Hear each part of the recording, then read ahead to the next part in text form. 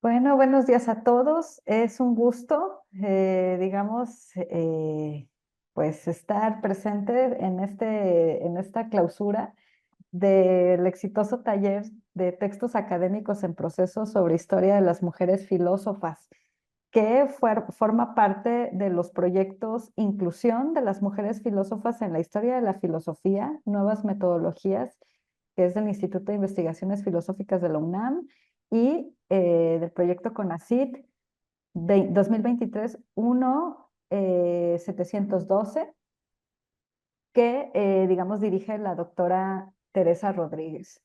Y también del proyecto Metafísica y Antropología en Filósofas de la Modernidad Temprana del CIEL CONICET, un número enorme, que dirige la doctora Silvia Manso. Entonces, es un gusto que también en el marco de las actividades de la Red Latinoamericana del Estudio sobre Filósofas en la Historia, pues se continúe con esta, digamos, con esta colaboración y con este ímpetu de compartir lo que estamos haciendo en digamos, en esta área, ¿no? De la recuperación y divulgación de las aportaciones de las filósofas a lo largo de la historia. Y hoy el cierre es de veras formidable porque la doctora Fanny del Río nos va a presentar una maravillosa conferencia titulada Rosario Castellanos en los umbrales de la filosofía, sobre esta importantísima filósofa chiapaneca que vaya, o sea, debemos estar muy, muy orgullosos del legado de Castellanos en términos de las aportaciones y el análisis crítico digamos, a los roles de género y a la cultura mexicana y a la cultura en general, ¿no? Con respecto a la femineidad. Entonces, bueno, amén también de muchas cosas, también es una precursora, digamos, de esta crítica, digamos, a ciertas dinámicas con respecto a la diferencia cultural, ¿no? Y al modo de aproximarnos precisamente al indigenismo y a las comunidades indígenas. Pero presento a nuestra conferencista. Fanny del Río es licenciada, maestra y doctora en filosofía por la Facultad de Filosofía y Letras de la UNAM. Cuenta con estudios de posgrado en relaciones internacionales y ha incursionado en el periodismo, la diplomacia y la literatura. Su novela histórica, La verdadera historia de Malinche, fue finalista del Premio Planeta y fue publicada por Penguin Random House. En 2020 publicó Las filósofas tienen la palabra, bajo el sello editorial Siglo XXI, que es precisamente un libro de entrevistas a filósofas mexicanas, digamos, actuales, ¿no? Y que también, digamos, compiló todas estas entrevistas que se hicieron de manera individual en el periódico mexicano Milenio. En 2022 publicó Hacia una crítica ética de la historia de la filosofía en México desde una perspectiva de género, cual también es interesante, digamos, revisar en términos de las discusiones que tenemos sobre historiografía de la historia de las filósofas, y especialmente en México, ¿no? Y cabe destacar que es ganadora del premio de ensayo Sweet Analytic 2019 con el trabajo ¿Dónde están las mujeres en la historia de la filosofía mexicana? Un caso de injusticia epistémica. Entonces, le doy la palabra a la doctora del Río. Muchísimas gracias por estar aquí hoy. Al contrario, yo estoy muy agradecida con la doctora María Teresa Rodríguez, bueno, con Viridiana, con todas las que integran esta red de estudios de la historia de la filosofía hecha por mujeres, o bueno, de las mujeres en la historia de la filosofía. Agradezco también al Instituto de Investigaciones Filosóficas este espacio. Voy a leer este texto porque soy bien dispersa, entonces luego me voy por las anécdotas y me quedo en esas cosas. Así que prefiero leerles, porque hay mucho que decir sobre Rosario Castellanos. Empiezo el texto con un epígrafe precisamente de Rosario Castellanos, de un poema que se llama El Despojo, y dice así: Me dijeron, no busques, nada se te ha perdido, y los vi desde lejos ocultar lo que roban y reír. Bien, comienzo el texto. A pesar de, o quizás debido a, sus muchos libros y ensayos cuestionando el papel de la mujer en la sociedad mexicana y la injusta apropiación de los hombres en todos los campos de la cultura, Rosario Castellanos ha sido dejada fuera del canon académico filosófico y del diálogo filosófico de su tiempo, incluso por sus amigos, varones cercanos, algo a lo que ella se refirió en uno de sus ensayos como sentirse, cito, en los umbrales de la filosofía, de la cultura, de la vida. Ha habido muchos cambios desde entonces, desde que ella escribió esto. La contribución de Castellanos no fue tomada en cuenta durante su tiempo histórico, ni siquiera por ese movimiento que llegó a ser conocido como la filosofía o la ontología del mexicano, principalmente debido a un sesgo de género, del que fueron víctimas ella y las mujeres de su generación, pero también por una noción igualmente sesgada de lo que era la verdadera filosofía, académica, blanca, masculina. A contramano de la tradición historiográfica filosófica, sostengo que Castellanos fue una figura significativa de la filosofía mexicana, a pesar de que ella misma llegó a declarar que no lo era. Para probar esto, expondré primero la manera en que fue excluida del Hiperión y del movimiento de la ontología o filosofía del mexicano. Después argumentaré que la hostilidad mostrada por la filosofía académica y profesional a pensadoras como Castellanos misma y de Beauvoir o Hannah Arendt las llevaron a encontrar otros caminos para enmarcar sus reflexiones filosóficas, como la narrativa ensayística y literaria. Y esto nos conduce a tres conclusiones, pues, ¿no? Uno es buscar las aportaciones filosóficas de las mujeres en la historia en otras fuentes. La segunda es reconsiderar el canon. Y finalmente, en tercer lugar, plantearé que es indispensable cuestionar la perspectiva y el método mismo de la filosofía. En la primera sección se llama En los umbrales. Rosario Castellanos una vez dijo, ya me acostumbré a permanecer en los umbrales. Esto puede resultar inesperado en alguien que escribió y vendió tantos libros, recibió tantos premios y reconocimientos, tuvo legiones de lectoras y lectores, y que además fue docente, periodista y diplomática, por lo que parece más bien acostumbrada a no detenerse ante nada. Pero la verdad es que su trabajo en tanto filósofa fue subestimado, cuando no simplemente ignorado, por quienes hacían filosofía junto a ella.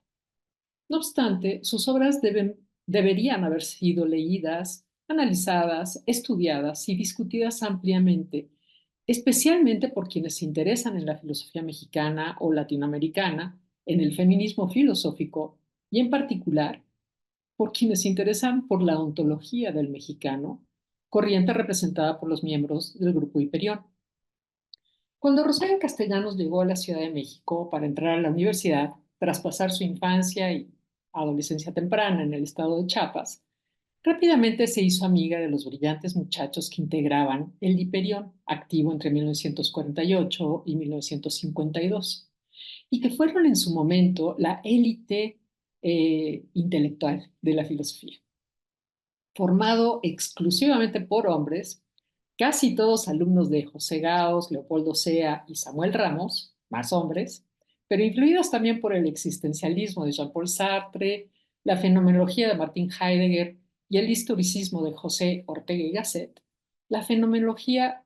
el objetivo principal del grupo era el de conjugar esas escuelas europeas de pensamiento con la filosofía mexicana, representada en su mayor parte por la obra del propio Ramos, de Antonio Caso y de José Vasconcelos. ¿Para qué? Para proporcionar una explicación ontológica propia del ser del mexicano, así en masculino, con la cual habrían de analizar la realidad de México para transformarla. Este era el gran objetivo. Sin embargo, el Hiperión se distanció para transformarla. Por este motivo, toda esta discusión acerca de la esencia o de la ontología, mejor dicho, del mexicano, fueron conocidos también como los existencialistas mexicanos. Se les daba este apodo. Sin embargo, el Hiperión se distanció del existencialismo de Sartre, caracterizado por la desesperanza, la angustia y el sentimiento del absurdo, que de acuerdo al filósofo francés, inevitablemente acompañaba la búsqueda de sentido de la humanidad hundida en una nada existencial. La filosofía entonces del Hiperión se caracterizó por una búsqueda de tres elementos. En primer lugar, autognosis o autoconocimiento. En segundo lugar, emancipación cultural. Y en tercer lugar, la transformación de la que ya hablamos. Rosario Castellanos merecía ser miembro del grupo Hiperión. Esto le hubiera dado exposición en la academia, hubiera colocado sus obras al medio de la discusión filosófica y acaso habría hecho más plurales e inclusivas a las historias de la filosofía en México de los últimos 70 años, que ya en otro lado he analizado y es terriblemente misógina. ¿Acaso además la habría librado de esa experiencia vital de sentirse en los umbrales, de la depresión, la desvalorización, la ansiedad y la baja autoestima que la persiguieron por años? De manera más importante, fueron los miembros del Hiperión quienes sí recibieron crédito por las mismas reflexiones que ella produjo al mismo tiempo, como su preocupación por la justicia social y el mundo indígena, la elegancia en la escritura, su interés en el existencialismo francés, su sentido del humor, su ironía y su pregunta sobre la fenomenología de la mexicana en femenino, que sin duda todas estas cosas contribuyeron a que continuara su amistad con los miembros del Hiperión a lo largo de los años. Castellanos terminó casándose con un miembro del Hiperión, Ricardo Guerra, fue gran amiga de otro miembro del Hiperión, Jorge Portilla, y dedicó a Luis Villoro, otro miembro del Hiperión, su más importante texto feminista, Mujer que sabe latín, publicado en 1973. No obstante, el Hiperión no solo no la consideró a ella, sino que estuvo conformado, como decíamos, únicamente por varones. Y ni ellos ni sus maestros y guías, como vimos antes, más varones, siquiera osaron sugerir que se incluyera una mujer en el grupo, lo que no tiene explicación si nos atenemos a los méritos de las mismas. Algunas de las filósofas de dos tiempos fueron Victoria Junco, Mona Elisa Pérez Marchand, Olga Victoria Quirós Martínez, Vera Yamuni, Carmen Rovira, Rosa Krause, Celia Garduño, Elena Orozco, Lina Pérez, Jacqueline Pivert y Ana Mas de Serrano, entre muchas otras. Un poco mayor, pero muy presente en la filosofía de esos años, fue Paula Gómez Alonso, quien había escrito en 1933 la primera, y voy a subrayar, la primera tesis de posgrado de la Facultad de Filosofía y Letras de la UNAM, con el sugerente título de La cultura femenina. Rosario Castellanos defendería en 1950, unos años después, su propia tesis de maestría con el título Sobre cultura femenina. Es una referencia inequívoca al texto de Gómez Alonso. Los miembros del Hiperión estaban rodeados de mujeres intelectuales muy destacadas e incluso se casaron, algunos varias veces, con ellas, pero ninguna fue invitada al grupo. Al excluirlas como ejemplo paradigmático de lo que la élite filosófica representaba, las mujeres filósofas fueron, de hecho, dejadas en los umbrales, tanto del Hiperión como de la filosofía misma. En su memoria Vida y trama filosófica de la UNAM, 1940 a 1960, Eusebio Castro estima que las mujeres eran el 90% de la población estudiantil de la Facultad de Filosofía. Indiferente a esa cifra abrumadora, en su libro, que no fue publicado sino hasta 1989, el autor nos regala esta hermosa postal de la época. Voy a citar. Dice: en aquel ambiente filosófico literario se verificaban elecciones estudiantiles, conciertos, bailes y coronaciones de la reina de la escuela. La facultad más destacada era la de Filosofía y Letras, por la atracción que suscitaba la gran cantidad de bellas jóvenes. No es de extrañar entonces que en ese ambiente hubiera elecciones para que entre la abundancia de muchachas hermosas se eligiera a la reina de la facultad. Cierro cita. Añade Castro que las mujeres, 90% de la población estudiantil, son un, cito, ingrediente estético de simpatía o de inteligencia femenina que dulcificaba el ambiente de la Facultad de Filosofía de aquella época. Cierro cita.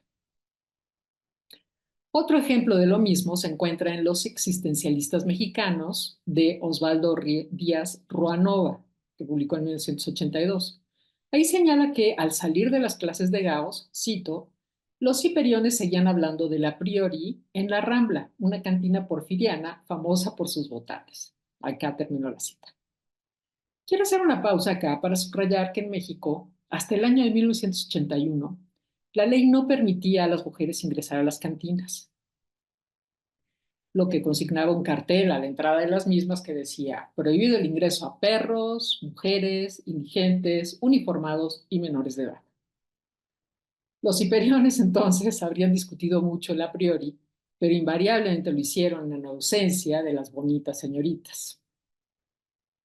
En ese ambiente hostil hacia las mujeres, Rosario Castellanos se graduó. Su tesis, ya lo dijimos, sobre cultura femenina, es un interesante espejo del influyente libro El segundo sexo de Simone de Beauvoir, ya que ambos exploran lo que los filósofos varones han dicho sobre la mujer a lo largo de la historia.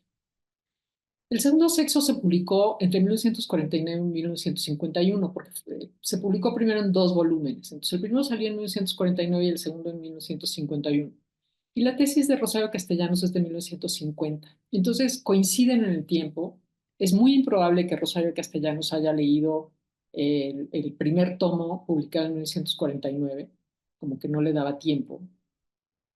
No había llegado el libro a México. Ella leía en francés, pero el libro, la publicación en español fue muy posterior y de cualquier forma es improbable que ella haya tenido acceso al texto. Entonces es muy interesante la coincidencia de ambos, son muy parecidos en ese sentido. La tesis de Castellanos, igual que la de Beauvoir, están escritas con una gran ironía. Algunos reportes hablan de que se escucharon fuertes carcajadas saliendo del salón donde se llevó a cabo la defensa del trabajo de Castellanos. Pero Ricardo Guerra decía algo diferente, y lo cito. Cuando Castellanos presentó su tesis, recuerdo que el jurado estaba furioso, porque decía que la mujer no tenía por qué pensar, y mucho menos hablar abiertamente. Después de eso, Castellanos fue alejándose más y más de la filosofía académica. En Mujer que sabe latín, este texto que publicó años después, en 1973, Castellanos declaró lo siguiente, cito, el lenguaje filosófico me resultaba inaccesible y las únicas nociones a mi alcance eran las que se disfrazaban de metáforas. Cierro cita.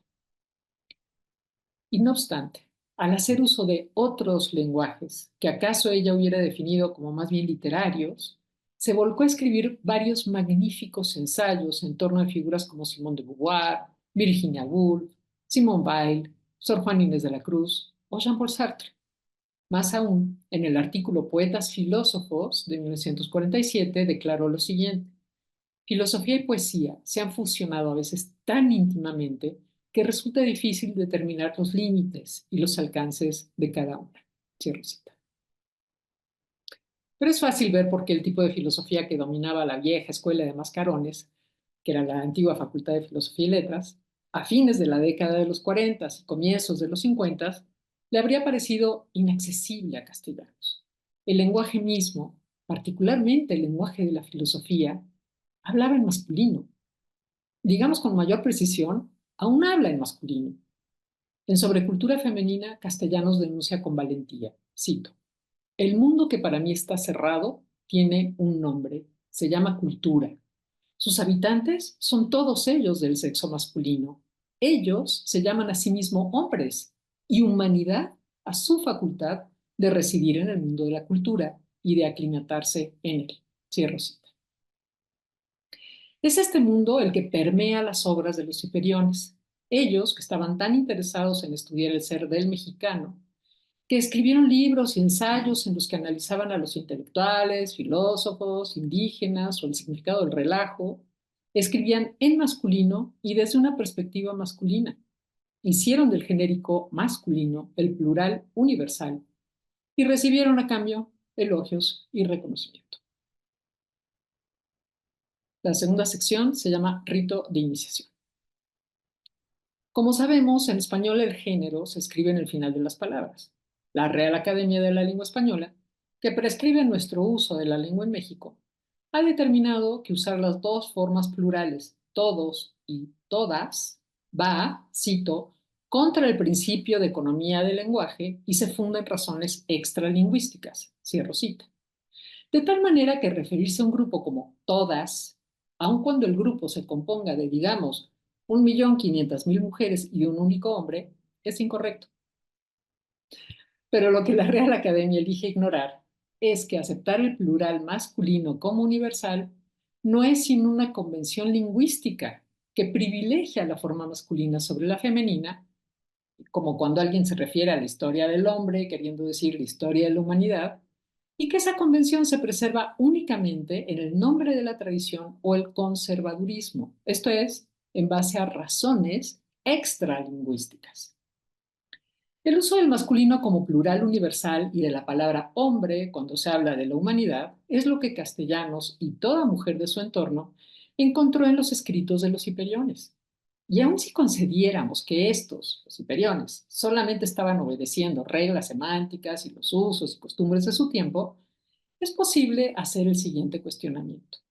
¿Por qué jamás citaron siquiera uno de los libros escritos por mujeres? En el análisis del ser del mexicano, Uranga cita unos 42 autores hombres, 0 mujeres. En el libro de Portilla, Fenomenología del Relajo, hay citados unos 16 autores hombres, 0 mujeres. Luis Villoro, en los grandes momentos del indigenismo mexicano, cita un número aproximado de 34 autores hombres y 0 mujeres.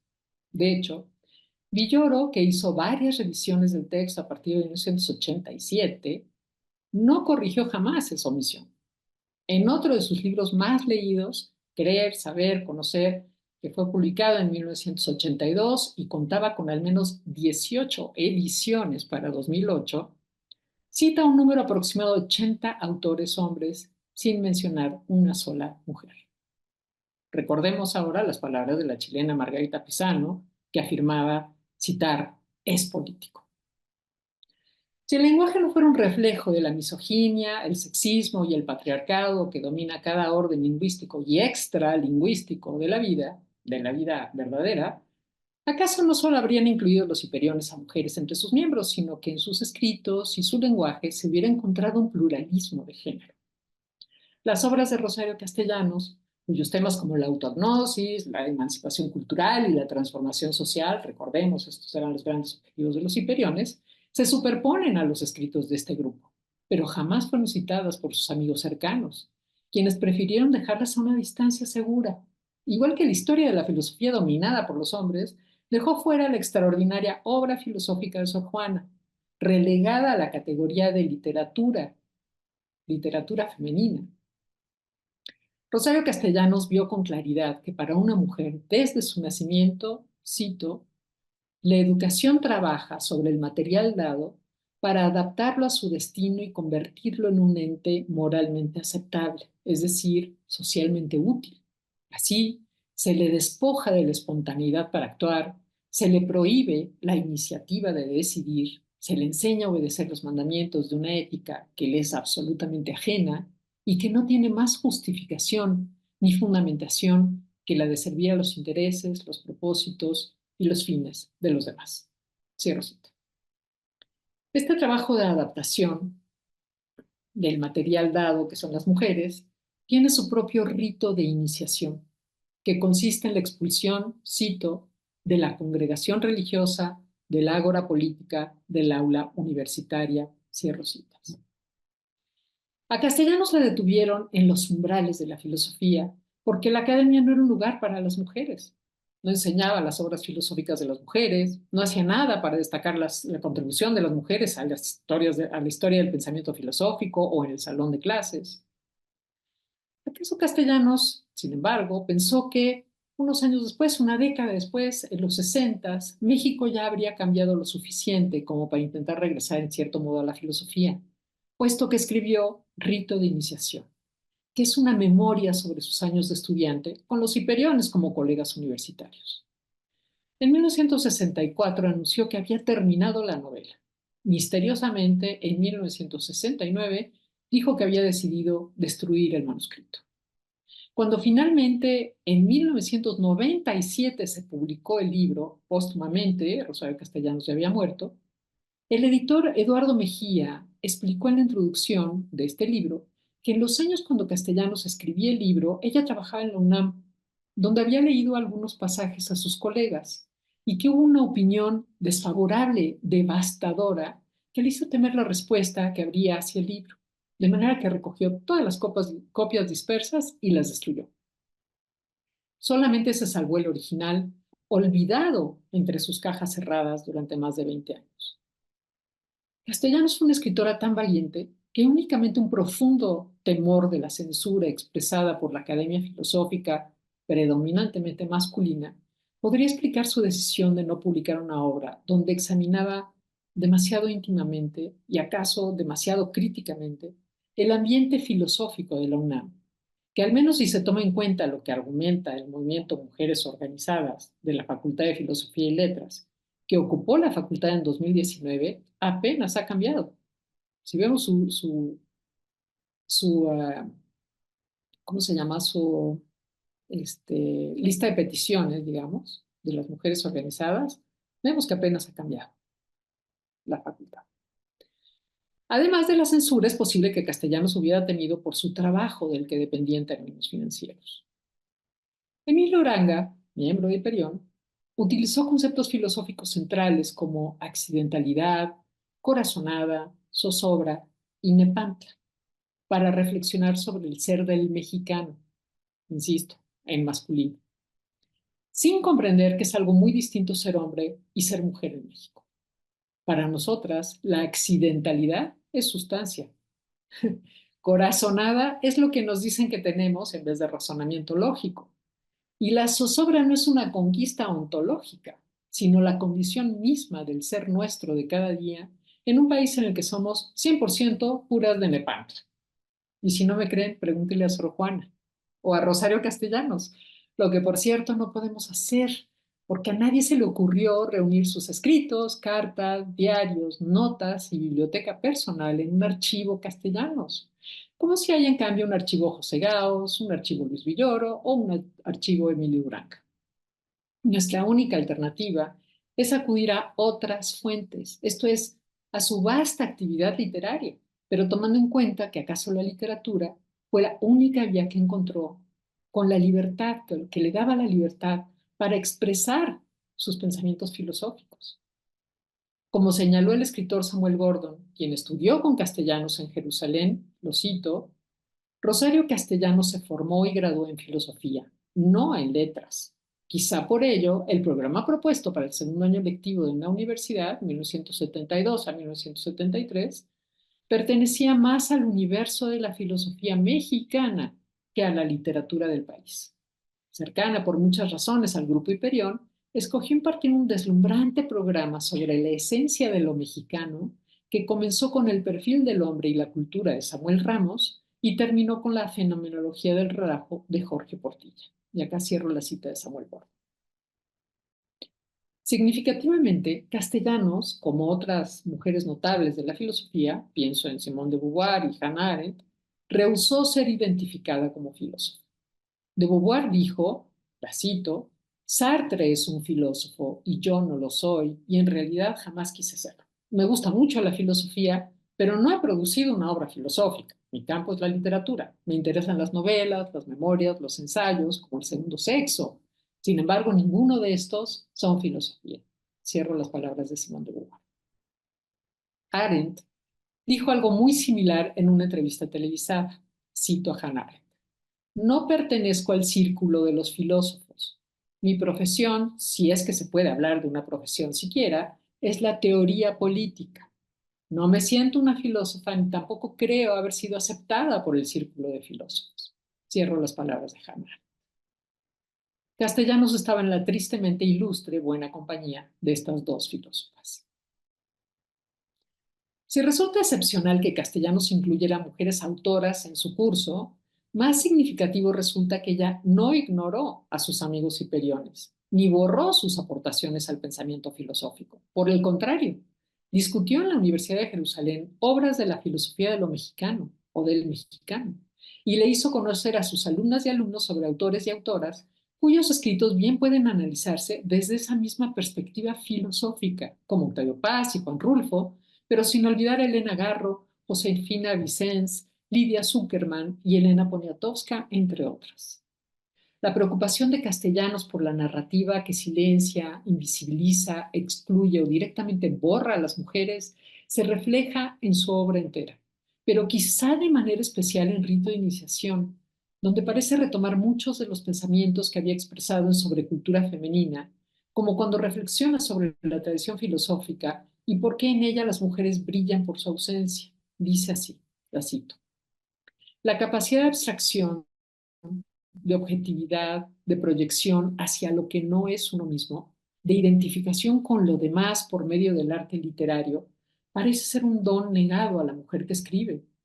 ¿Acaso con un propósito consciente, con largo tiempo de disciplina, el don de la objetividad se conquistará? Y una vez tocado ese fondo que la tradición desconoce o falsea, que los conceptos usuales no revelan, hará emerger su ser a la superficie consciente y lo liberte en la expresión. Termino así. Usar hermenéuticas alternativas de la tradición que no desconocen o falsean la cuestión de género y conceptos que no son los canónicos nos permite abrevar en otras fuentes, como la de una narrativa más cercana al género literario, para descubrir allí el pensamiento filosófico del que fuimos despojadas por obra del borramiento de las mujeres llevado a cabo por la filosofía académica. Rito de iniciación es una reflexión sobre el fenómeno de la identidad, de la otredad, de la transformación del ser de la protagonista y un llamado implícito a expandir el canon de la filosofía, de ver la literatura, sobre todo hecha por mujeres, como una forma de la filosofía. Aludo acá, por ejemplo, entre muchos otros textos que tienen que ver con esta forma de interpretar la literatura y la filosofía, a la conferencia de Claire Carlyle en la BSHP Annual Lecture de 2022, que se llama Thought and Feeling, George Eliot and the Expansion of Philosophy, la expansión de la filosofía. Bien. Más aún, sostengo que el libro, Rito de Iniciación, es una declaración de principios en contra de la manera en que se había llegado a aceptar el silenciar, invisibilizar, deslegitimar y subordinar a las mujeres en el mundo de la academia filosófica. El viaje de la protagonista a través de la noche es una transformación simbólica, su rito de iniciación, para dejar de tener como centro lo que otros eligen pensar o hacer y en cambio hallar ese centro en sí mismo. Muy interesante el libro. La tercera sección de esta charla se llama Otras fuentes. Debido a que Castellanos, como las otras mujeres de su tiempo, prácticamente fueron primero expulsadas y luego borradas de la filosofía profesional, no podemos esperar encontrar en sus obras la estructura regular de, digamos, un tratado de filosofía o de un paper académico. Como ya he dicho en otro lado, para poder acceder a los escritos filosóficos que fueron excluidos del canon, resulta de utilidad recordar la lección de Miguel León Portilla en su libro fundacional de 1956, La filosofía náhuatl estudiada en sus fuentes. Allí, León Portilla escribió en contra de la concepción general de que el pensamiento prehispánico no era filosofía, sino poesía, con valor literario, pero no epistémico. León Portilla sabía que si quería probar que había contenido filosófico en el pensamiento náhuatl, debía usar fuentes no tradicionales. Por eso dice la filosofía náhuatl estudiada en sus fuentes, otras fuentes. Cuando exploramos la contribución filosófica de las mujeres, debemos hacer lo mismo, puesto que las fuentes tradicionales han borrado a las mujeres a través de la invisibilización y el silenciamiento, primero en la discusión filosófica y después en las historias de la filosofía, en los planes de estudio de la filosofía académica. Por eso debemos buscar en otras fuentes, como diarios, periódicos, obras de teatro, música, poesía, entrevistas, testimonios, cartas, etc. Eso es lo que propongo que hagamos con Castellanos. Regresemos ahora entonces a la filosofía del mexicano, impulsada por los hiperiones, cuyas características, lo recuerdo una vez más, son autognosis, emancipación cultural y transformación. Todo esto se puede encontrar en la obra de Castellanos, y en particular en Rito de Iniciación, especialmente hacia el final, como decía, cuando el viaje a través de la noche de la protagonista termina con el descubrimiento de sí misma como un nuevo ser transformado. El Hiperión fue ciego a la cultura violentamente sexista de México, y es ahí donde Castellanos aportó su voz y un cuarto elemento a la filosofía del mexicano, que llamaré el del género, el punto de vista de la mujer, que de haber obtenido reconocimiento habría enriquecido enormemente al movimiento. Como bien señaló José Emilio Pacheco, lo cito, nadie en este país tuvo en su momento una conciencia tan clara como Castellanos de lo que significaba la doble condición de mujer y de mexicana, ni hizo de esta conciencia la materia misma de su obra, la línea central de su trabajo. Naturalmente, no supimos leerla. Acá cierro la cita. El estilo literario de Rito de Iniciación es sin duda el de la llamada ficción filosófica o del existencialismo literario, y no tanto el del Nouveau Roman, y aquí difiero de la lectura de Eduardo Mejía y de Margarita Tapia Arizmendi, en tanto que, más que un planteamiento novedoso de la forma de narrar, y por eso se llama Nouveau Roman, lo que hace Castellanos en este libro es explorar la condición humana de sus protagonistas y su relación con las reglas sociales, culturales y existenciales de sus vidas. En particular, se concentra en los avatares de Cecilia, que es el alter ego de Rosario Castellanos, y que como ella no atina a adaptarse a la familia, el lugar o el tiempo histórico en el que tuvo la suerte o la desgracia de nacer. Castellanos dijo en una ocasión, la cito, yo era niña y vivía en Comitán, Chiapas, en pleno siglo XVI. Cierro cita. Al triple infortunio de nacer mujer en el pueblo de Comitán, en pleno siglo XVI, se le sumaría la tragedia real en el caso de Castellanos, pero también incorporada a la literatura mediante Cecilia, su protagonista, de la muerte de un hermano que por ser varón se estimaba irreemplazable. Cecilia barra Rosario buscará refugio de una realidad áspera porque el mundo me producía vértigo. Hallará ese refugio en el universo paralelo de la literatura, pues lo que se opone al vértigo son las vocales. La literatura no es tanto una puerta de escape como el de liberación de un mundo en el que Cecilia barra Rosario nada más no cabe. En cambio, la cito, la página era una especie de remanso tranquilo, en el que se reflejaban las formas y permanecían inmutables, ofrecidas a la contemplación, invitando a su desciframiento. Cierro cita.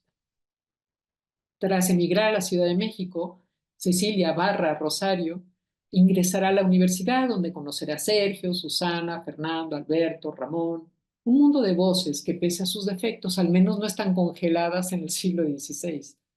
Las preocupaciones de sus nuevos amigos versan sobre el deber del intelectual y se entregan con pasión juvenil al parricidio de sus ídolos filosóficos como José Vasconcelos. Entre Sergio y Cecilia se establecerá una relación de complicidad, fincada en que ambos se sienten seres un tanto marginales. Sergio es un homosexual no declarado en el México machista de mediados del siglo XX. Cecilia es demasiado común para poder considerarse la antiheroína del momento. De hecho, casi como antítesis de las figuras de mujer en las novelas con las que había soñado, Cecilia se describirá a sí misma con las siguientes palabras. Señas particulares, ninguna. Rito de iniciación que transcurre precisamente en una cotidianidad sin mayor pena ni gloria hasta su apoteósico final, muestra cómo Cecilia va desprendiéndose poco a poco y casi sin proponérselo de su bagaje cultural, de sus recuerdos, sus aprendizajes, sus rencores, del fantasma de su hermano muerto y de la culpa, de sus golpes de pecho y sus resentimientos. Y así también se va adaptando a la Ciudad de México, al edificio de Mascarones, a la carrera universitaria, al medio intelectual de la facultad, que va descubriéndose como un sitio más bien frívolo, y a la mirada insegura pero condescendiente de sus colegas varones. Años más tarde, Castellanos reflexionará, la cito. Una tenía que hacerse la tonta para tener una relación amistosa con los compañeros. No toleraban la más mínima competencia y compartían una concepción muy medieval respecto de lo que debería ser una mujer. Cierro cita. Este tipo de reflexiones son las que más adelante le darían a Castellanos el reconocimiento, por ejemplo, de Elena Poniatowska como una precursora del feminismo en México y del ya citado José Emilio Pacheco, quien dijo con acierto que con su tesis de 1950 Castellanos había establecido el punto de partida de la liberación de la mujer mexicana. Desde su muerte prematura, con apenas 48 o 49 años, parece ir en aumento, lenta pero inexorablemente, la tendencia a considerar a Castellanos finalmente como una filósofa por derecho propio. Un ejemplo reciente de ello es la ponencia del filósofo mexicano-estadounidense Manuel Vargas, que en el contexto del segundo coloquio internacional sobre Emilio Uranga y el grupo Hiperión, discutió la afinidad filosófica de Castellanos con los hiperiones.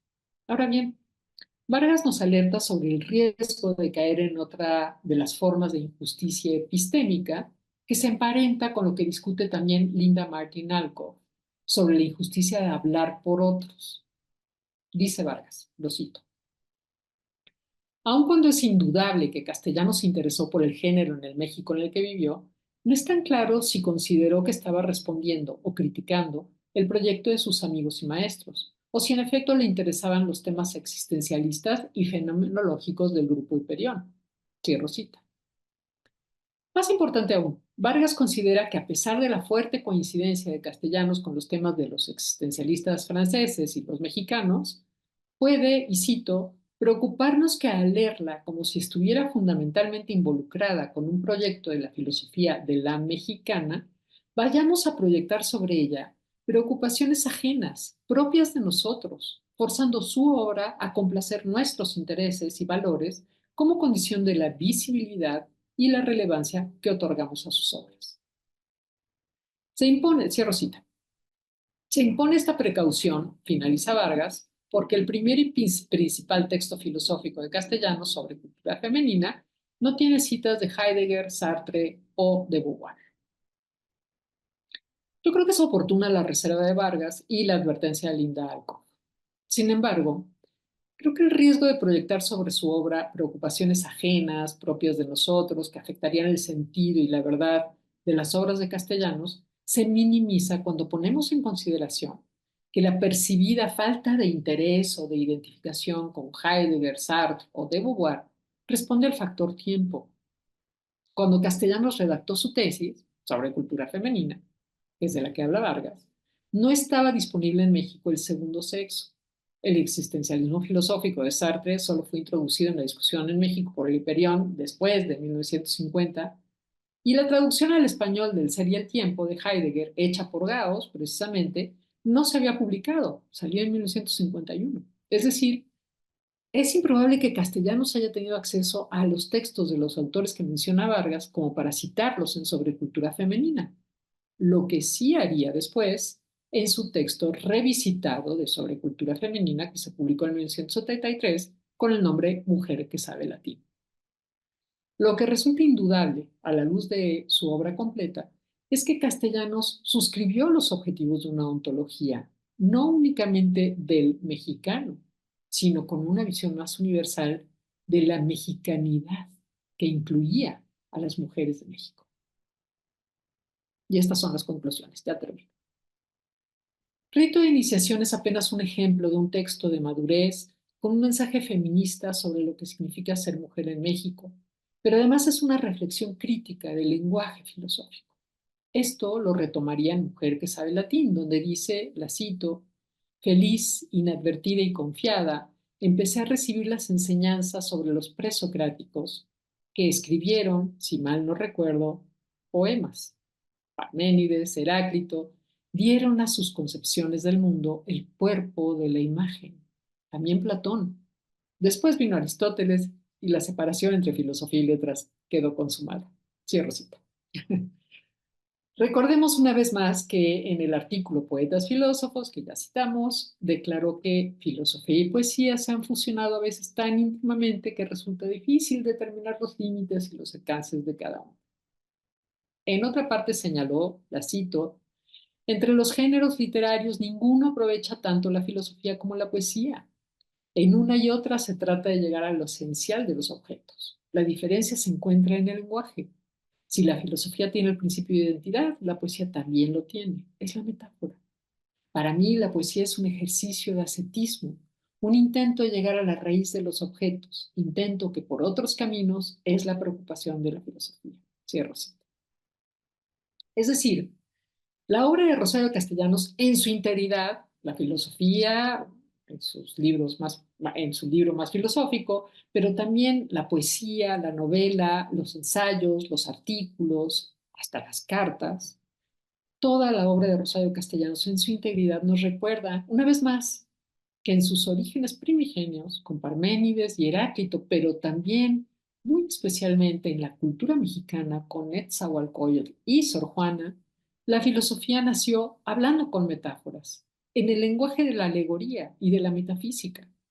Al borrar a Rosario Castellanos de su seno, confinando su producción al mundo periférico de la literatura, o peor, de la literatura femenina, y expulsándola del canon, la filosofía académica no hace sino cancelarse a sí misma, olvidarse de ese origen, perderse de esas ricas y extraordinarias fuentes alternativas de conocimiento y de aquello a lo que ha aspirado con movimientos como el existencialismo mexicano, la construcción de una nueva identidad que logre la emancipación cultural y la transformación de la realidad. Luis Villoro, el gran filósofo y amigo de Castellanos, escribió, lo cito, una reflexión filosófica no concluye cuando formula una respuesta, sino cuando es capaz de plantear un nuevo interrogante. Cierro cita. Si esto es así, entonces todas las formas narrativas de Rosario Castellanos son filosofía, y la única explicación de que no la contemos hoy entre las mentes filosóficas más importantes del siglo XX es que nuestras propias categorías de lo que es y de lo que importa en filosofía se han vuelto estériles e inoperantes, y ya es hora de someterlas a una revisión crítica para descartar todo aquello que no conduzca a un fiel y justo reflejo de la contribución verdadera de las mujeres a este campo de conocimiento.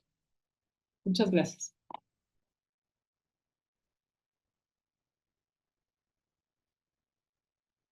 Muchísimas gracias, Fanny. Bueno, ha sido una conferencia formidable, muy interesante, digamos, porque considero que trasciende no solo a la historiografía de las mujeres, sino que nos está dando un panorama muy, muy interesante del desarrollo de la filosofía mexicana del siglo XX. Y justamente de las carencias que tenemos en términos de la historiografía y de la recuperación y la comprensión de las discusiones de este periodo de nuestra tradición filosófica. Entonces, bueno, pues es ahora el momento de escuchar las opiniones y las preguntas de la audiencia. Entonces, Claro, por favor, adelante. si quieren, en lo que... Ah, por favor, Javier. Hola, muchas gracias. Una amplia felicitación a la ponencia. Me agrada mucho esa secuencia que se hace historiográficamente. Y claro, el enfoque específico con relación a Rosario Castellanos, que definitivamente estoy en un total acuerdo que debe de rescatarse el pensamiento, no nada más ensayístico, sino también filosófico en sus ensayos. Y también que varias o algunas de las obras de Rosario Castellanos tuvieron la fortuna de ser llevadas al cine.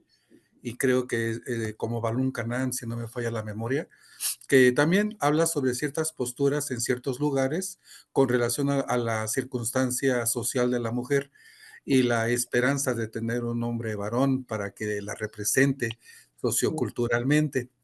Bueno, eso es a la sazón de ello. Me llama la atención, no porque sea hombre ni mucho menos, o tenga que ver con machismos, pero es curioso que en ciertos lugares, cuando se habla de posturas, por decirlo entre paréntesis, feministas, pareciera ser que el hombre está cercenado de poder hablar porque es hombre.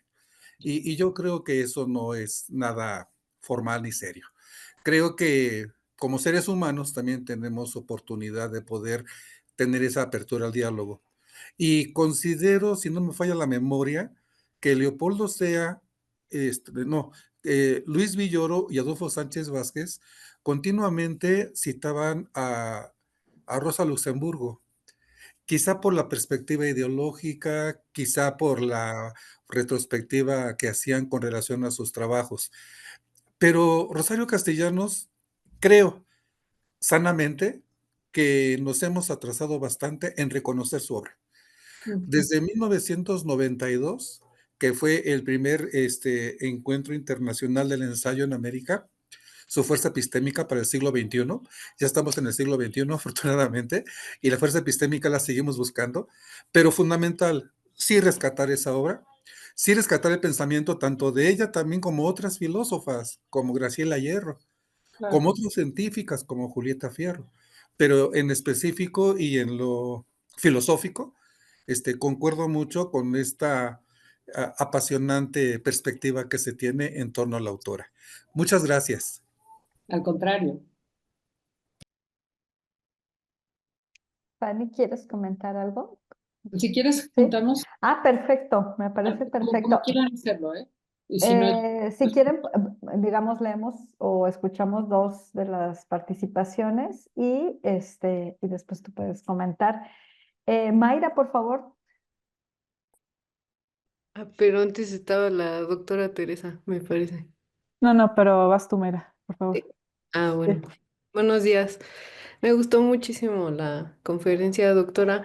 Yo quería preguntarle sobre, o sea, usted planteaba, si entendí bien, que hay que adentrarnos filosóficamente a otras fuentes, ¿no? Para no considerar, es decir, abrir el canon significa adentrarse filosóficamente a otras fuentes y no esperar en las filósofas, pues tratados, ¿no? Que es una estrategia que se utiliza, pues también en otras épocas, ¿no? De la historia de la filosofía, justamente para incluirlas. Pero me preguntaba si eso nos hace también modificar nuestras herramientas de análisis, ¿no? Es decir, si, por ejemplo, analizamos la metáfora filosóficamente, ¿qué significaría eso exactamente? Y cómo lo distinguiríamos de un análisis literario, ¿no? Bueno, se me ocurre eso porque pienso en algunas filósofas de la antigüedad, por ejemplo, Cleobulina, que utilizaba también metáforas, pero para crear enigmas, o sea, metáforas mucho más complejas. Y digamos, a veces el análisis que se puede hacer de ellas queda entre lo literario y lo filosófico. Y para analizarlas filosóficamente, como que recurrimos, por ejemplo, a Aristóteles. Entonces, como que, ¿cómo modificaríamos esas herramientas? Esa es mi pregunta, no sé si me expliqué. sí, sí, totalmente. Bueno, si quieren, entonces vamos a ver las dos intervenciones. Villoro y Sánchez Vázquez pueden haber hablado de Rosa Luxemburgo, incluso de María Zambrano en algún momento, de algunas otras filósofas, ¿no?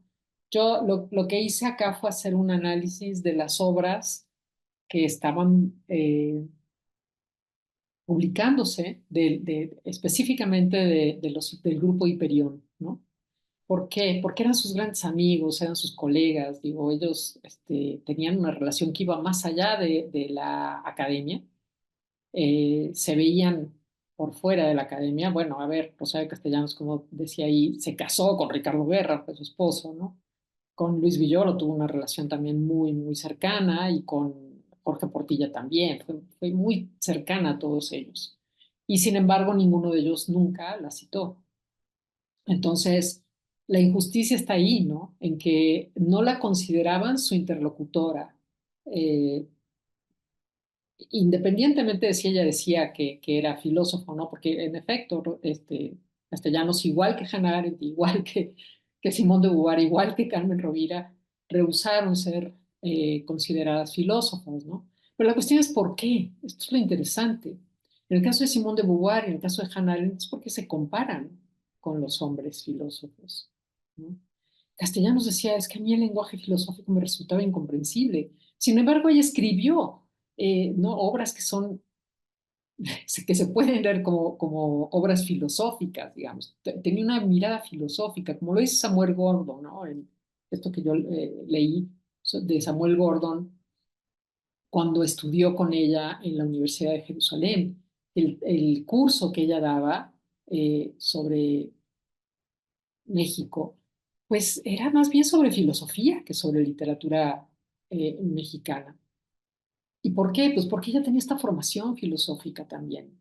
Nunca dejó la filosofía, eso es clarísimo, ¿no? Entonces, tenemos que ver por qué estas mujeres han dicho, no, yo no soy filósofa. Digo, ¿podemos realmente decir que Hannah Arendt no hay que dejarla de estudiar como filósofa?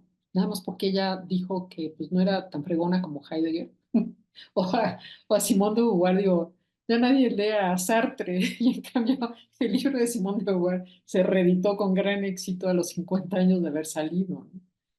Entonces, yo creo que eh, hay que tener un poco si bien en algunos casos pueden haber hablado de alguna mujer como Rosa Luxemburgo, eran completamente ciegos a lo que estaba pasando en la filosofía hecha por mujeres en su propio país. Y esto es, para mí esto era peor en el caso de los hiperiones, porque supuestamente les importaba la justicia. Querían hablar y darle voz a quienes no la tenían, como a los indígenas en el caso de Villoro. Bueno, Castellanos ya lo había hecho. Y él jamás cita a Castellanos, nunca. Entonces, ¿cómo es posible esto, no? Creo que no es inocente. No tampoco quiero hacer una casa de brujas, ni muchísimo menos, ¿no? Tenemos que, o sea, hombres y mujeres tenemos que hacer la nueva filosofía. No podemos solas, y ustedes tampoco. Han estado solos durante siglos y lo han hecho mal. Y nosotras solas lo haríamos mal también. Tenemos que estar juntos en esto, ¿no? Pero creo que lo interesante es por qué este movimiento que tenía esta sensibilidad social, fue tan ciego al hecho del machismo en México. Esta obra, Rito de Iniciación, tiene una parte en donde la protagonista, este final que a mí me parece fabuloso, sale en la noche y se lanza a caminar por la ciudad de noche. Y hay un momento en que se encuentra con un hombre sola en una plaza, en la madrugada, y el hombre la llama, ¿no? ¿A dónde vas, mamacita? Tan sola, ¿no? ¿A dónde vas tan sola, mamacita? Te van a robar, ¿no? Yo creo que esto no está escrito en ningún otro lado. O sea, creo que es algo único en la literatura de México. Y sin embargo es una experiencia que vivimos todas las mujeres mexicanas en algún momento de nuestra vida. El acoso, ¿no? En un lugar público. De pronto estar en una calle sola, estar en una plaza sola, estar en un lugar solo y que haya un hombre que te acosa, que te amenaza con su voz. Bueno, y puedes no estar sola, o sea, a mí me pasó una vez en el metro y yo estaba rodeada de gente, ¿no? Es espantosa, es una experiencia horrible, ¿no? Donde te sientes completamente vulnerable, además. Bueno, pero lo que voy es a que el Hiperión, que era tan sensible según ellos, ¿no? Con esta sensibilidad social, fue totalmente ciego al machismo en México. No hablan del machismo en México. Entonces, y nunca citan a Castellanos, nunca hablan de sus obras, nunca dicen lo que ella ha escrito. Simplemente le ignoraron. Pero a ella y a Graciela Hierro y a muchas otras, ¿no? Que estaban hablando en ese momento. Vera Gamuni, ahora se está haciendo una especie de recuperación de obras de las filósofas como Vera Gamuni o como Paula Gómez Alonso o como, bueno, tantas otras, ¿no? Pero produjeron una obra notable. Vera Gamuni hizo todo un análisis de las mil y una noches desde una perspectiva feminista. O sea, ¿esto alguien más lo ha hecho? No sé, pero a mí me parece extraordinario. Y como eso hay muchos textos que tenemos que recuperar. Entonces, a mí lo que me parece importante es cómo ella, sí en México, sí en la filosofía académica en general. Gauss les decía a las mujeres que trataban de entrar a la filosofía no es para mujeres. Esto lo cuenta Juliana González, ¿no? Bueno, pero a lo que voy es a que, sí, en todo ese contexto, pero sobre todo en un contexto en el que ella estaba trabajando los mismos temas al mismo tiempo de sus amigos cercanos, ellos no se les ocurrió citarla, nunca. Entonces, es un silenciamiento, es una forma de invisibilizar, es una forma de borrarnos, que realmente tenemos que ser conscientes para poder ir a una reparación de esto, ¿no? tengo por ahí otra intervención, pero quiero llegar a lo de las otras fuentes. Es que es muy interesante porque, en efecto, yo tomo este ejemplo de Miguel León Portilla, ¿no? De la filosofía náhuatl estudiada en sus fuentes. ¿Por qué? Porque las fuentes tradicionales como la historiografía, como los currículums universitarios, como las historias en general, no incluyen a las mujeres. Esto ya lo probé en mi libro, de veras lo probé. O sea, hago el conteo de cuántos hombres y cuántas mujeres en las historias de la filosofía en México, publicadas desde 1943 hasta diciembre de 2018, que es ya el colmo, y no hay una progresión. No ves que en los índices estén las mujeres. En la de 2018 hay una sola mujer, es la filosofía mexicana del siglo XX, y la única mujer que está en el índice es María Zambrano, que no era mexicana y que estuvo en México 6 meses y se fue de México horrorizada y con toda razón porque la trataron muy mal en México. Entonces no influyó en México, digo, influyó, pero en otro sentido. Pero de veras no había otra filósofa que se pudiera incluir en ese índice, más que una española, María Zambrano, en un libro que se llama La filosofía mexicana del siglo XX. Bueno, no sé. A mí me parece que necesitamos hacer mucho trabajo ahí. Entonces, es interesante esto de tomarlo de León Portilla, otras fuentes o en sus fuentes. ¿Por qué? Porque lo que dice León Portilla es que si vamos a la historiografía tradicional, canónica, no vamos a encontrar ahí la filosofía náhuatl, porque ha sido ignorada, despreciada, olvidada, borrada del canon. Entonces la tenemos que estudiar en sus fuentes. Esto es lo que yo propongo que hagamos también en el caso de la aportación de las filósofas a la historia del pensamiento en México y en el mundo. En otros lados se está haciendo, pero en México no lo estamos haciendo suficientemente. Ya se está empezando a hacer y eso lo celebro enormemente, pero tenemos que insistir en eso. Sí, hacerlo con herramientas de interpretación filosóficas. Que sean otras no significa que nos vayamos a la literatura, por ejemplo, ¿no? No, las herramientas de interpretación son las mismas. No puede ser Aristóteles o puede ser quien sea, pero la cuestión es cómo usamos esas herramientas para desenterrar precisamente, ¿no?, la aportación de las mujeres. Y yo creo que sí que hay que hacerlo con las herramientas de la filosofía. Es decir, nuestro análisis tiene que ser filosófico. Es lo que yo pretendo hacer con esto, con Rosario Castellanos, y es lo que pretendo hacer en este trabajo que acabo de leer, ¿no? Mis herramientas son filosóficas. No me salgo de la filosofía para hacer un análisis. Sigo en la filosofía.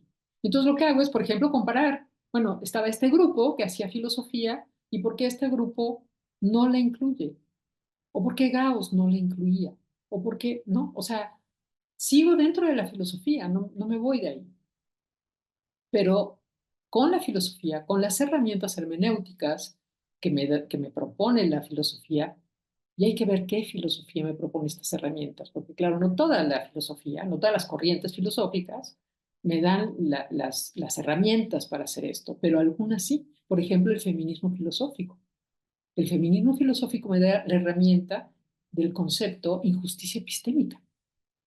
Con el concepto de injusticia epistémica he podido hacer todo el análisis de las 17 historias de la filosofía que se publicaron entre 1943 y 2018 para descubrir que las mujeres han sido borradas de la historia de la filosofía. Pero estoy en la filosofía, no me salgo de ahí. Entonces creo que es muy valiente sí, pero sobre todo muy valiosa la pregunta de cómo hacemos, ¿no? ¿Cómo usamos estas herramientas? Bueno, las herramientas nos las da la filosofía. La cuestión es qué corrientes de la filosofía o qué movimientos de la filosofía, qué movimientos filosóficos nos permiten herramientas que nos van a dar esta forma de desenterrar la aportación de las mujeres a la historia del pensamiento. Si quieren, ya pasamos a otra. Muy bien, Fanny. Pues, Tere, por favor.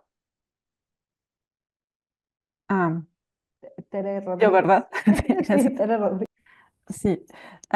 Bueno, primero que nada, muchas gracias, Fanny, por tu ponencia. Me gustó mucho, igual como me gusta mucho tu libro sobre las historias de la filosofía en México y lo recomiendo ampliamente. Yo creo que hay que leerlo porque después de leerte Pues yo cuando menos quedé muy escandalizada porque es terrible, ¿no?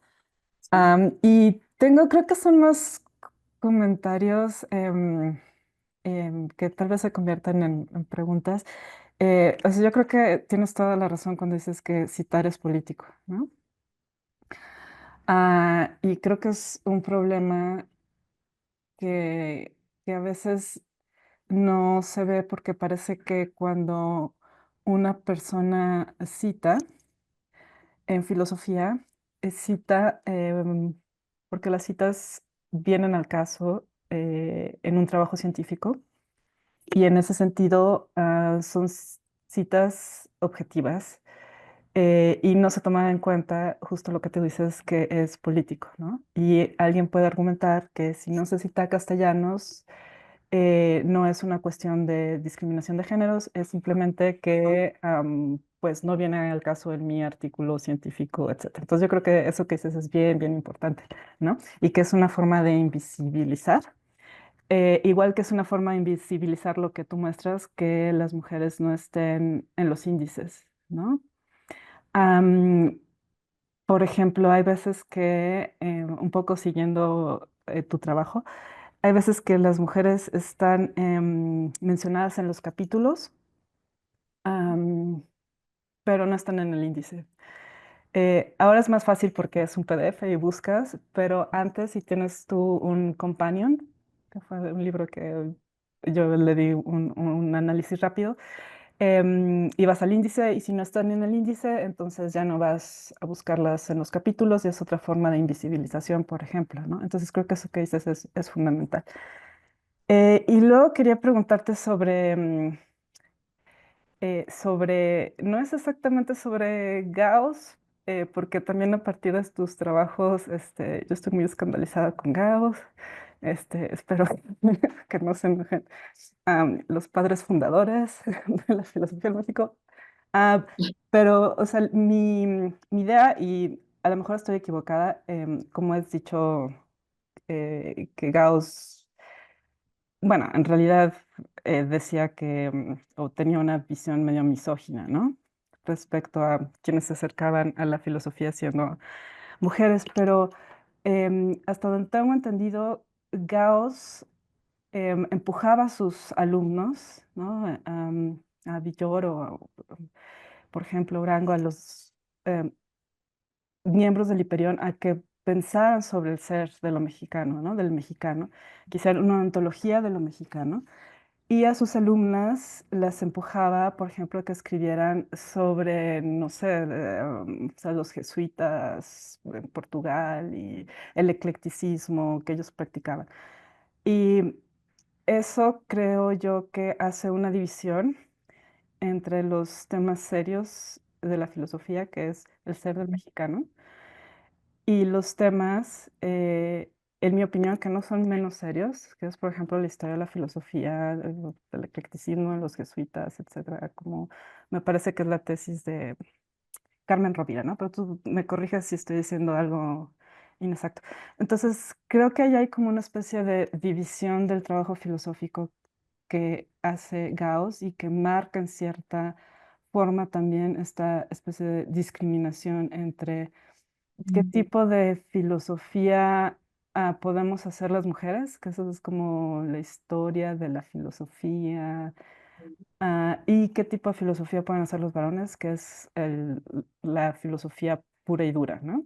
Sí, ok. Pero bueno, no sé, esta es una idea que tengo yo, que no sé de dónde la saqué, tal vez del estudio del existencialismo en México que hace alguno de los Sánchez que estábamos hablando al inicio, ¿no? Pero bueno, también quería preguntarte si ves ahí algún tipo de explicación el por qué los hiperiones pues no se les ocurría incluir a castellanos.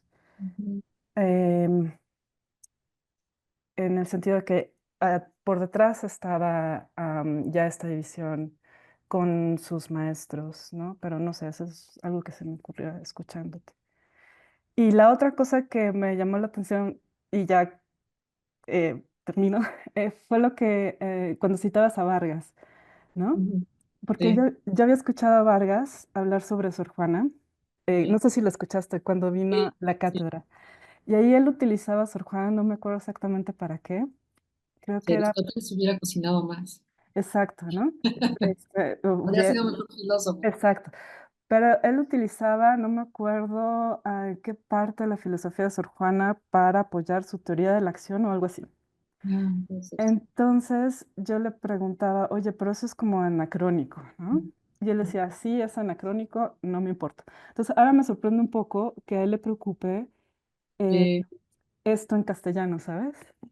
Que le estamos poniendo cosas sí, que ella no dijo. Entonces ahí como que también hay una sí, doble forma de aproximarse ¿no? a las sí, lo filosofías. veo, lo veo. Pero bueno, Bueno, eso era todo. oye, Gracias. muchas gracias, Tere. Sí, sí, muy interesante todo lo que dices. Voy a contestar rapidísimamente. Bueno, creo, si no me paran. Este, es interesante lo que dices de Gauss. Yo no he estudiado tanto a Gauss como para poder saber si realmente hacía una distinción entre sus alumnos hombres y sus alumnas mujeres en clase. Pero en sus textos, y tengo el estudio, habla de las mujeres que ya eran doctoras, alumnas suyas, que ya habían publicado obras, que además él las reconocía bastante, y sin embargo a ellas les dice señoritas y las pone a pie de página. Y en cambio a ellos dice mis maestros con mayúscula.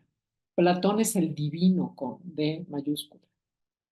Y ellas son señoritas. No dice la doctora Yamuni, ¿entiendes? No, señoritas y a pie de página. Entonces ahí hay una distinción que a mí me preocupa y que me parece que no es tampoco inocente, ¿ves? Gauss es, bueno, Veraya Muniz siempre decía, ¿no? Que ella discutió muchísimo con Gauss acerca de esto y que al final de su vida Gauss aceptó que sí, que había sido injusto. Bueno, pues puede ser, ¿no? Pero escribió todo un texto sobre la mujer en filosofía que es terrible, que dice que pues, no vamos a poder llegar nunca a hacer filosofía. Todo esto también yo lo tengo estudiado. Y son citas de él, o sea, pues no me estoy inventando nada. Entonces, yo creo que sí hay una forma de invisibilizar que es, por ejemplo, esa, decir de tus maestros filósofos, o sea, de tus colegas filósofos, porque no eran sus maestros, ¿no? Sus colegas filósofos decir, han sido mis maestros, y ponerles con mayúscula, o te digo, ponerle a Platón el divino Platón, y después ahora ver a Yamuni decir una señorita que estuvo, ¿no? Que ha hecho un buen trabajo y poner a pie de página su obra. Entonces, creo que esto no es inocente, que sí refleja todo ese ambiente. Y por cierto, este Castro, Eusebio Castro, que yo lo citaba, acorté la cita para no hacerla tan larga, pero cuando él habla del que se elegía a la reina de la facultad porque eran muy bonitas las de filosofía, él en su libro hace solamente mención a tres filósofas o sea, eran el 90%, ¿no? De la población estudiantil, pero él nada más como que individualiza a tres, ¿no? Dice que son ejemplos de inteligencia femenina. Son Rosa Krause, Vera Yamuni y, ay, ¿quién más se me fue? Bueno, las tres son, porque estudiaron dedicaron sus trabajos a sus maestros. Rosa Krause, Antonio Caso. Vera Yamuni a Gauss, ¿ves? Entonces, las obras que ellas hicieron ni las pela, no les hace el menor caso. Dice, no, pues lo que es importante acá es cómo ellas interpretaron bien a sus maestros, siguieron bien a sus maestros, y eso es la inteligencia femenina. Entonces, pues también, o sea, porque, a ver, ¿hay inteligencia femenina y hay inteligencia masculina? No, claro, la inteligencia es masculina, no es necesario agregarle el adjetivo, sí en el caso de la inteligencia femenina. Y lo que apunta a esa inteligencia femenina es a las mujeres que se dedican a estudiar a los hombres. ¿Ves? Entonces eso también, o sea, estamos hablando de un libro que se publicó en 1989, por más que la memoria sea de 1940, 1960, lo publicó en 1989 y sigue pensando pues como pensaba cuando él era parte de la facultad, ¿no? O sea, entre los 40 y los 60. Entonces, creo que sí es importante, y te digo, yo no conozco suficiente, pero este es un trabajo que valdría la pena hacer, por ejemplo, ¿ves? Para mostrar justamente lo que estaba detrás de estas elecciones que aparentemente pueden, ¿no? Pueden resultar, pues, no, ay, muy inocentes, pues no pasa nada, pero que en el fondo están llenas de significado y de sentido y de sesgo, ¿no? O sea, si Gauss realmente distinguía entre sus estudiantes hombres y estudiantes mujeres y les ponía distintas asignaciones, ¿no? A cada uno, asignaciones, se dice así, como tareas, ¿no? Y entonces hacía una diferenciación en ese tipo de tarea entre lo que era la filosofía en serio y lo que era pues, la filosofía no tan en serio, o la que ellas podían hacer a lo mejor, ¿no? Entonces, creo que es este tipo de cosas que nosotros podemos, con estas herramientas, podemos analizar para poder verdaderamente saber qué era lo que estaba pasando y por qué yo sí tengo la impresión de que Gauss, que fue un gran maestro, o sea, yo no quiero, ¿entiendes?, bajarlo así de su pedestal, porque estoy segura de que fue un gran maestro y de que formó bueno, estoy segura, no, estos son datos históricos, formó hasta a decenas de generaciones, pero a mí me preocupa que detrás de ese gran maestro había un sesgo que que estaba permeando lo que, ¿no? Lo que hacía y entonces que eso pues, iba a las alumnas también, ¿no? Entonces, como las alumnas después dicen, pues yo no puedo considerarme una filósofa, ¿cómo? Soy una estudiosa de Gauss, ¿no? O soy una estudiosa de Caso, o soy una estudiosa de X, Y o Z, pero yo no tengo una obra filosófica, como lo que dice Simone de Beauvoir. Pues es que te dan ganas de decirle cómo bueno, las entrevistadoras le dicen, ¿en serio? O sea, ¿me estás hablando en serio? Porque no lo pueden creer. No pueden creer que ella diga, no, el que es filósofo es Sartre, yo no. El señor Gauss, Gauss, que es el que entrevista a Hannah Arendt, está televisada la entrevista, también se queda perplejo. Dice, ¿cómo me va a decir que no es filósofa? ¿Entiendes? Y ella, no, yo no soy filósofa. Y el tipo, pues ayúdame a entender, entonces, ¿cuál es la diferencia entre teoría política y filosofía? Y ella dice, pues muy importante, ¿no? La teoría política está en la acción. La filosofía es el pensamiento, ¿no? Y la teoría política es la acción. O sea, doxa y episteme. Yo me dedico a la doxa y la gran filosofía es episteme y yo no la hago. Entonces, yo creo que, no tenemos, pero creo que parte de lo que es valioso usando estos instrumentos hermenéuticos es precisamente ir hacia ahí, ir, ir desbrozando, ir aclarando por qué una mujer como Rosario Castellanos salió de la academia en 1950 después de su examen profesional y dijo, no quiero volver a la filosofía. Y cuando trató de volver a la filosofía, agarró sus manuscritos, que ya lo tenía la editorial, ya lo estaban armando y todo, y fue por ellos y dijo, los destruí. ¿Qué pasó ahí? ¿Entiendes? Solo se puede explicar por este temor a la censura de la academia filosófica, ¿no? Que ha sido y sigue siendo predominantemente masculina. Y ni modo, esa es nuestra realidad. Entonces tenemos que poder dar estos datos para que se vuelvan transparentes. O sea, a mí lo que me pasó con las historias de la filosofía fue una sorpresa para mí también, créeme. Yo dije, no, pues debe haber algunas, ¿no? Pero, y cuando empecé a estudiar las historias de la filosofía, dije, pero ¿con qué me encontré? ¡Qué horror! En 11 de las 17 no hay una sola mujer, ni una. Y estamos hablando de 1947 a 2018. ¿Cómo es posible? Borradas de la historia, borradas de la historia.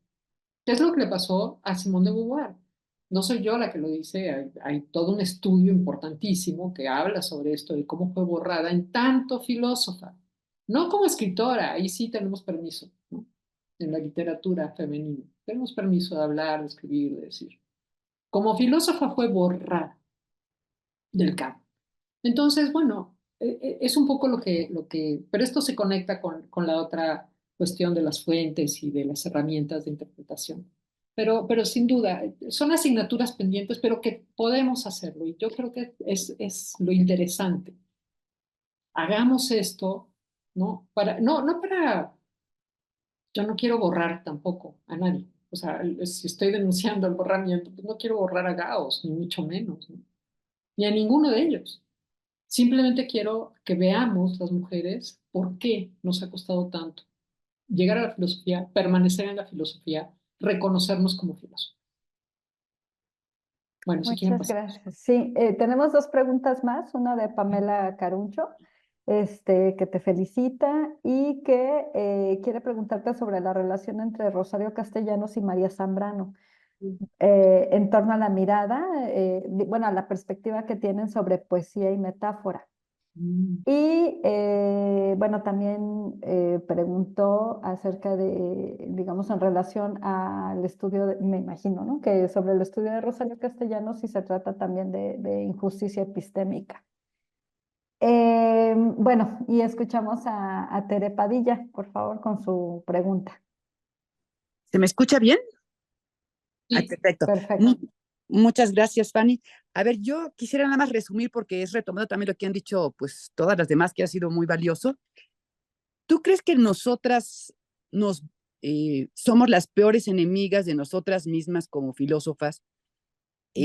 Tú pintas aquí el caso de Rosario Castellanos muy bien, que ella misma dice, sí, yo no soy filósofa, a pesar de tener una formación filosófica, y que tendríamos que hacer como una especie de doble labor, no solamente el rastreo histórico de quienes figuran realmente como filósofas, y no nada más es el reconocimiento personal de decir, allí están, sino en efecto lo que tú dices, al ir a las fuentes, tener la seguridad de que con base en esas fuentes, esas pensadoras tienen todo un bagaje y una construcción de un pensamiento filosófico.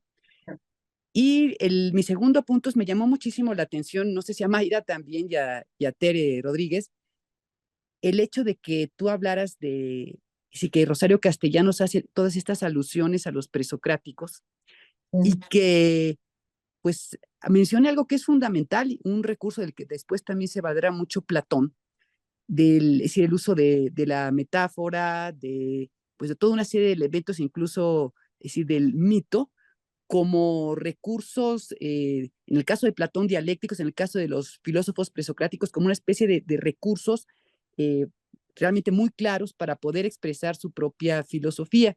Y digo nada más un tercer punto rápidamente, que espero que por eso no sea yo, no me corran y no vaya a ser anatematizada, pero es el punto de que hubo un conflicto pues personal muy fuerte entre José Gauss y Eduardo Nicol, ¿sí? ajá, sí. Sí, y nos tocó como herencia a algunos, porque fue muy curioso que a quienes nos identificaban, por ejemplo, con Eduardo Nicol, inmediatamente nos rechazaban el hecho de que tú quisieras estudiarlo como filósofo, y Eduardo Nicol pues sale de una manera pues un tanto fuerte y violenta, es decir, disgustado con Eduardo García Maínez, y es cuando se impone toda esta idea de que tú vas a hacer realmente filosofía si tu método filosófico de trabajo es el analítico, y aún más, si tu método de trabajo es la lógica formal.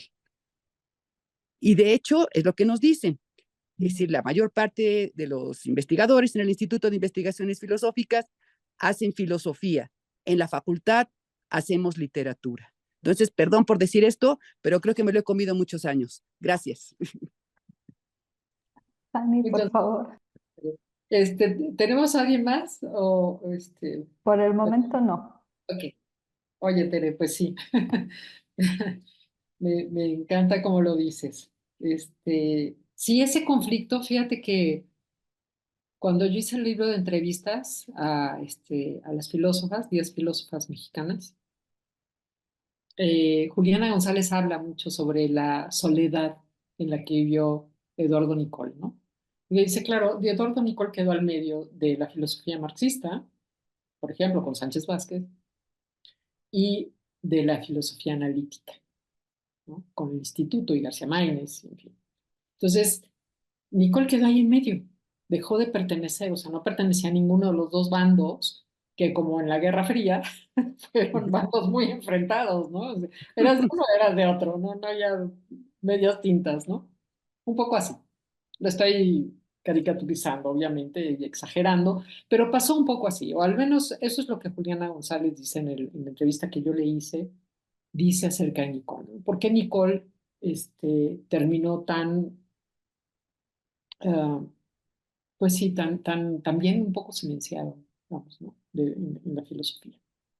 No tanto porque tenía su cátedra y todo lo demás, pero quedó entre esos dos grandes bloques de la filosofía en la facultad, representados por la facultad y el instituto, ¿no?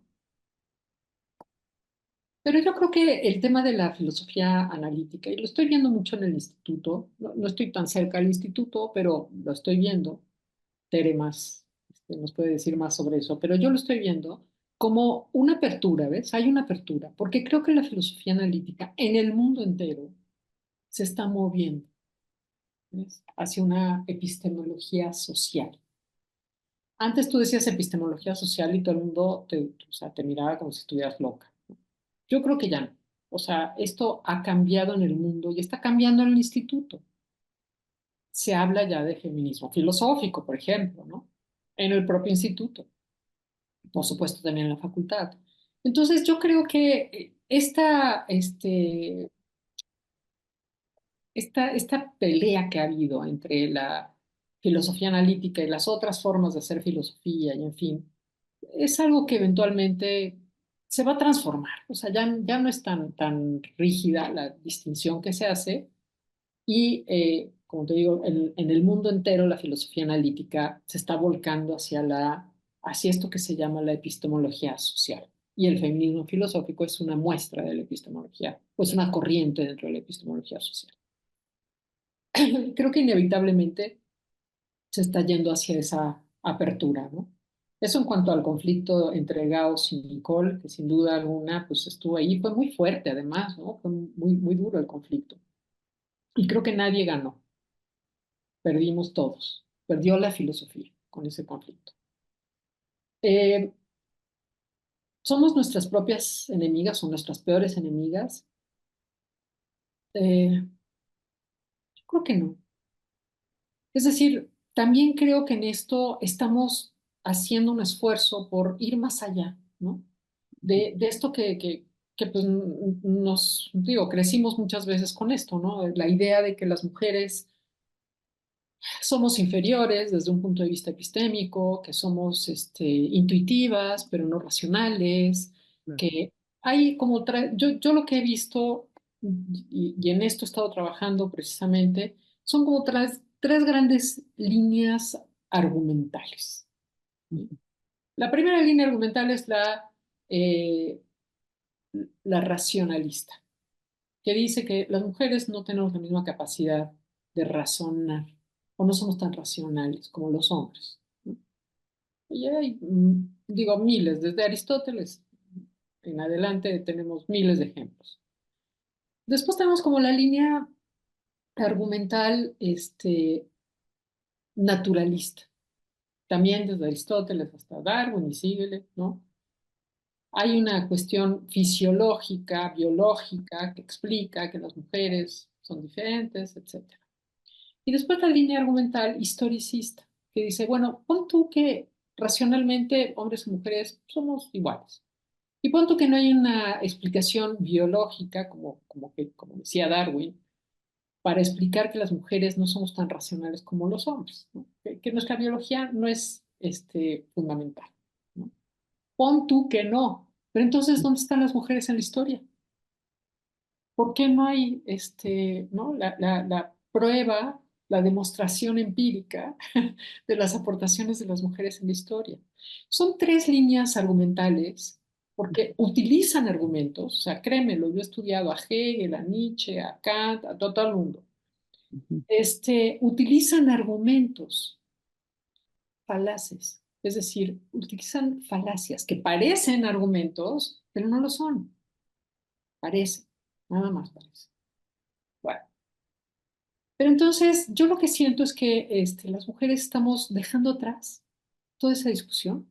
O sea, haciendo la exégesis, haciendo la hermenéutica, haciendo la interrogante, ¿no? O sea, estamos cuestionando estos argumentos, estamos cuestionando la historia, estamos cuestionando. Estamos viendo que en la historia, si no estamos, no es porque no hayamos hecho, sino porque las historias nos eligieron, tomaron una decisión de silenciarnos.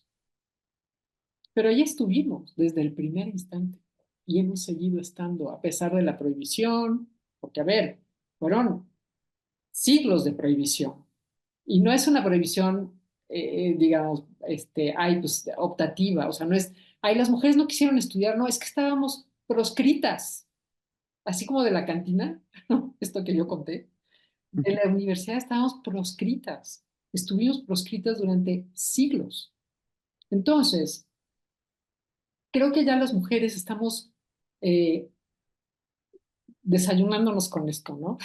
De que no es cierto de que no estamos en la historia, de que no es cierto que nuestra biología hace que seamos menos propensas al razonamiento y al pensamiento abstracto, de que no es cierto que nuestra forma de pensar sea intuitiva a diferencia de, porque incluso en intuición, como lo ha enseñado Marta Nussbaum, por ejemplo, en intuición hay inteligencia y hay conocimiento. Entonces, no es cierto que somos seres diferentes, ni desde un punto de vista racional, ni desde un punto de vista natural, ni desde un punto de vista... No, y históricamente ahí hemos estado. Entonces, yo, yo, yo lo que veo más bien es otra cosa. Yo lo que veo son grupos de mujeres y redes de mujeres haciendo esta nueva interpretación de nuestra historia y de nuestro lugar y de nuestra aportación y de nuestra contribución al pensamiento. Eh, entonces, no creo que seamos nuestras peores enemigas. Creo que había un sesgo interiorizado. ¿Ahí todavía? Sí, claro, pero estamos trabajando con eso. Estamos logrando que las jóvenes estudiantes que entran a la Facultad de Filosofía y Letras, por ejemplo, tengan la red mexicana de mujeres filósofas, que les dice, ¿por qué vas a decir que no eres filósofa? Claro que eres filósofa. ¿Quién te va a decir que no? ¿No? Porque digo, si es cierto que nada más es filósofo el que crea todo un sistema propio de pensamiento y no sé cuánto, pues acá nadie es filósofo, digo, lo que sé, habrá 3, ¿no? O 4, cuando mucho, pero no hay nada nuevo bajo el sol, o sea, somos filósofos, estamos haciendo filosofía. Yo creo que es importante asumirlo, aceptarlo, reconocerlo, apoderarnos de eso.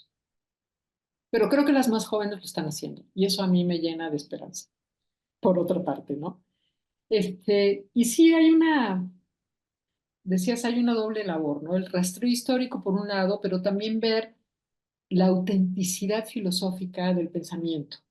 Y esto es muy importante. Y yo lo dije antes, ¿no? Cuando hablaba de las fuentes, sí es muy importante que lo hagamos desde la filosofía. Es decir, podemos estudiar lo que sea, podemos estudiar poemas, obras de teatro, testimonios, diarios, lo que sea, con las herramientas de la filosofía, porque no cualquier cosa es filosofía, porque si cualquier cosa es filosofía, pues entonces ya nada es filosofía, ¿no? Entonces, no, tenemos que enmarcarnos en la filosofía, pero de nuevo, ¿cuál filosofía? ¿Qué filosofía es la que nos está dando estas herramientas hermenéuticas? Y como insisto yo, el feminismo filosófico definitivamente es una de ellas. Es uno de estos movimientos que nos da herramientas para poder ir, ¿no? Volver sobre nuestros pasos, ir a la historia y desenterrar la filosofía. Porque es tan valioso, la literatura es tan valiosa como la filosofía, sin lugar a dudas, pero no es lo mismo filosofía y literatura. Entonces, lo que yo quiero es desenterrar el pensamiento filosófico, pues necesito herramientas filosóficas. Claro. ¿No? Y no salirme de ahí, porque entonces, de nuevo, ¿no? Desnaturalizamos. Si todo es filosofía, pues nada es filosofía. No. Hagamos filosofía como café filosófico, pero que sea un café filosófico. Y no un café literario, que es igual de valioso, pero no es lo mismo. ¿Sí? Voy por Claro. ahí, voy por ahí. Muchas gracias. Espero que todo tu optimismo es decir, se realice, porque sí es importante. Muchas gracias, Fanny. Gracias por todo. Verás que sí.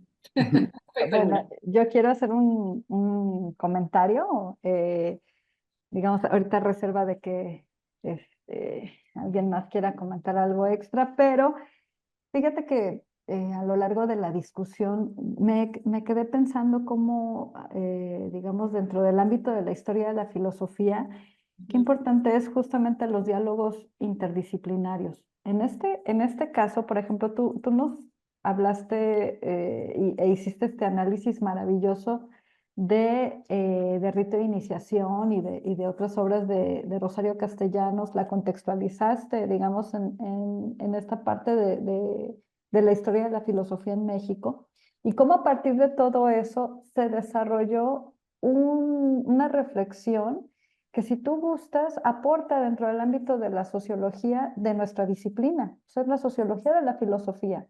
Y entonces esto a mí me lleva a pensar como, en verdad, como historiadores de la filosofía, historiadores e historiadoras de la filosofía, nos tenemos que valer de estos recursos, ¿no? La sociología, por supuesto la antropología, la literatura, la filosofía misma, etcétera. Y entonces también nos da una perspectiva de cómo se dieron estas redes de trabajo digamos, para entender nuestras tradiciones filosóficas, ¿no? Y la demarcación de lo que se consideraba filosófico y no filosófico. O sea, me parece muy interesante. Pero también con respecto y también a riesgo de ser la persona odiada el día de hoy, es sobre este carácter de desmarcarse como Sí. filósofos. Ah, En a el ver. caso, yo lo tengo muy claro con Hannah Arendt. Cuando Hannah Arendt dice en esa entrevista, yo no soy filósofa, no lo dice porque se esté demeritando, Un lo dice poquito. porque es una crítica a la filosofía especulativa, a esta suerte como ¿cómo decirlo? A estos alcances, pues un tanto inútiles, ¿no? Y a los flatus vocis en los cuales se podría caer, digamos, en el ámbito de una especulación en términos peyorativos de la filosofía. Y en ese sentido, ella no niega su carácter como filósofa, sino que está ratificando como su teoría política y su modo de entender lo político tiene que ver precisamente con ese compromiso con que el pensamiento transforme y que el pensamiento tenga incidencia en la realidad. Y creo que lo mismo ocurre con Simone de Beauvoir. O sea, para Beauvoir, lo que ella está haciendo en términos del análisis del género es filosófico. Y es filosófico en el sentido de que la filosofía tiene que vérselas con la realidad, con lo que es, con lo concreto. Y en ese sentido, lo más concreto en términos de su modo de estar en el mundo es la condición femenina. Pero no quiere decir que por eso ellas no se reconocían. Es decir, es plantarle cara, es como plantarle cara digamos, ahora sí, a esa pseudo demarcación de la filosofía. Por supuesto que sí, también entiendo que hay una condición Ujú. sociohistórica, política y hasta, digamos, de construcción de género de ellas mismas, Mm. para de repente sí sentirse desplazadas. En el caso de Rosario Castellanos es brutal. A mí me maravilló tu conferencia, Fanny, en el sentido de que sí es cierto, ¿cómo es posible? O sea, nosotros adoramos a los hiperiones, o al menos en mi caso. ¿Y cómo es Sí. posible que en todos los análisis que hicieron del mexicano ninguno habla de la parte del machismo? O al menos de lo que yo me acuerdo, Pues es que nadie eran más machistas. habla. Exacto. Entonces ahí, por eso me parece tan interesante. Pero, digamos, esta reconsideración de la filosofía y de los problemas filosóficos, creo que es algo que también podemos rastrear en la historia de la filosofía, en la Sí. Querelle Defense, ¿no? Entonces, pero bueno, ahí lo dejo. Muy bien. Y bueno, creo que, bueno, Fanny, Me ¿quieres faltó agregar algo más, contestarte, por favor? me faltó contestar lo de Castellanos y Zambrano, fíjate. Voy a volver un poquito para atrás, ¿sí? Porque Castellanos y Zambrano, fíjate que Castellanos describe a Ricardo Guerra cuando está en España con Dolores Castro, este, que conoció a María Zambrano. en la Embajada de México, ni más ni menos, con Octavio Paz, que comieron con María Zambrano. Dice, una señora que dicen que es muy inteligente. Así dice de María Zambrano. No sé después, en la obra, tampoco soy una experta en la obra de Castellanos, espero algún día hacerlo, pero todavía no lo soy. Entonces, no sé, no recuerdo haber leído nada de María Zambrano en lo que he leído hasta ahora de Rosario Castellanos. A lo mejor tenga algo y yo simplemente no lo he leído. Pero sí me acuerdo de cuando la conoció y que dice, pues dicen que es una señora muy inteligente. No le cayó muy bien, claramente. Y no tuvieron más intercambio. Ahí se acabó. Yo insisto, María Zambrano, yo no digo que no haya sido importante, es importantísima, pero en México pongo en duda si fue tan importante, porque en México estuvo muy poco tiempo, llegó a México, se fue, la mandaron allá a Michoacán, y no le gustó y se fue, muy molesta con México, francamente. Insisto, a lo mejor con toda la razón del mundo, ¿no? Porque pues así como que la quisieron mandar por otro lado y no le hicieron mucho caso. Entonces, pues la importancia de Zambrano en la filosofía mexicana, pues yo la pongo en duda, ¿no? Fue realmente importante. Digo, fue importante para algunos filósofos que le estudiaron, pero pues así como han estudiado a Kant, y entonces podemos decir que Kant fue importante en la filosofía mexicana, pues bueno, no sé, ¿no? En cierto sentido sí, pero en otro no. No creo que haya sido importante para una auto, para la construcción de una identidad propia de la filosofía. Es a eso a lo que me refiero, ¿no? No sé si hay otros textos de castellanos donde hable de María Zambrano. Insisto, yo no lo recuerdo, pero pueden existir. Es simplemente mi ignorancia. La relación entre la poesía y la filosofía, sin duda, es muy importante para Castellanos.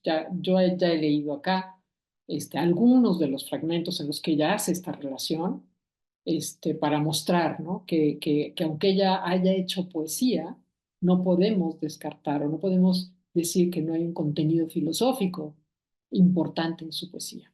Hay un contenido filosófico en su poesía que vale la pena rescatar, que vale la pena desenterrar y que vale la pena estudiar. Entonces, bueno, esto de desenmarcarse como filósofa, pues está interesante. Yo diría que puede ser que estaría de acuerdo o más de acuerdo con lo que dices si Simone de Beauvoir no hubiera dicho, el que sí es filósofo es Sartre, ¿eh? O Hannah Arendt no hubiera dicho, el que sí es filósofo es Heidegger. Porque esa es la cuestión, ¿no? Que ahí se comparan con ellos. Y entonces ahí lo que nos damos cuenta es, a ver, Simone de Beauvoir y Jean-Paul Sartre fueron estudiantes al mismo tiempo, aunque Sartre era mayor que Simone de Beauvoir. Hicieron al mismo tiempo el mismo examen, que era dificilísimo para obtener el grado de maestros de filosofía. Al mismo tiempo hicieron el examen. El mismo día hicieron el examen. A eso me refiero. Sartre lo tomó por segunda vez, la primera vez no lo había pasado. ¿Ok? Simone de Beauvoir obtuvo un puntaje tan alto que el jurado dijo, la filosofía es ella. ¿Okay? ¿A quién le dieron el primer lugar? ¿Te puedes aventurar una respuesta? A Sartre. A Sartre le dieron el primer lugar.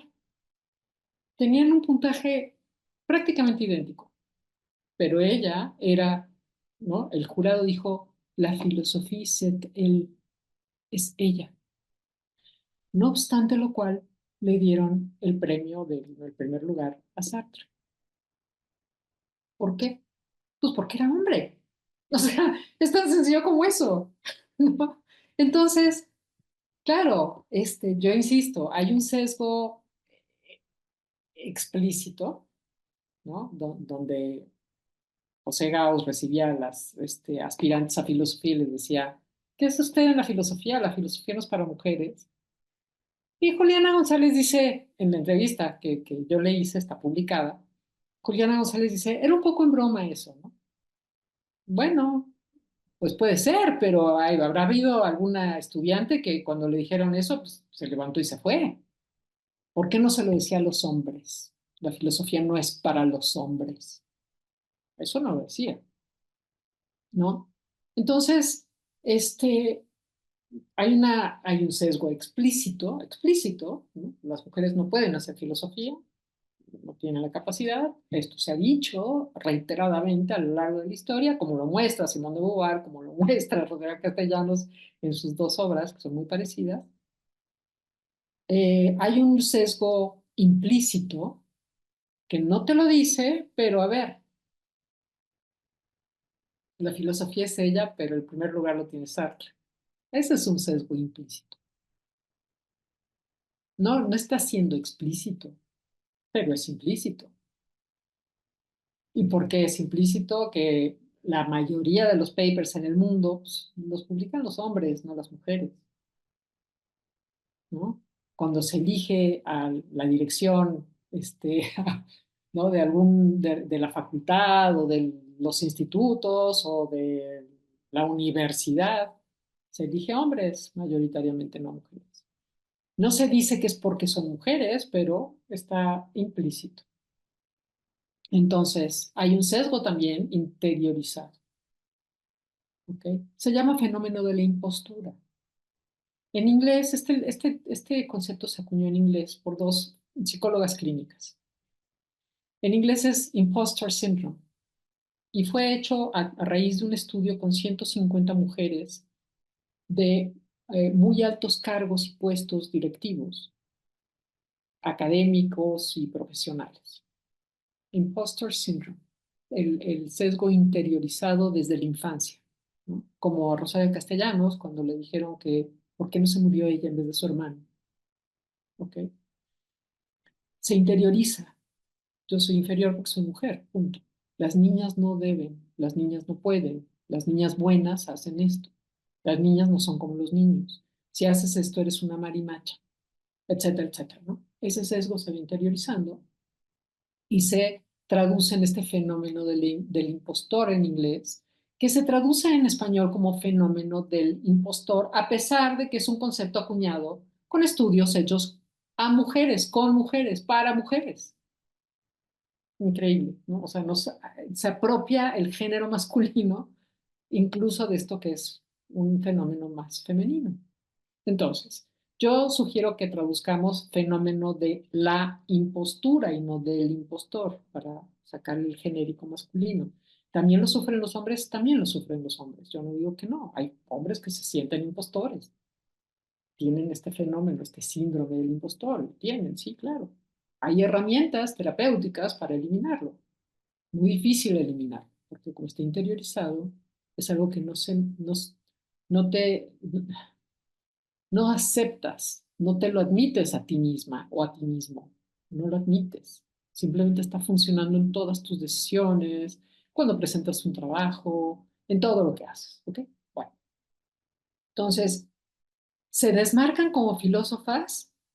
No, yo creo que más bien tenían el síndrome del impostor, de la impostura, más bien, porque si no, no dirían, el filósofo es él, no yo.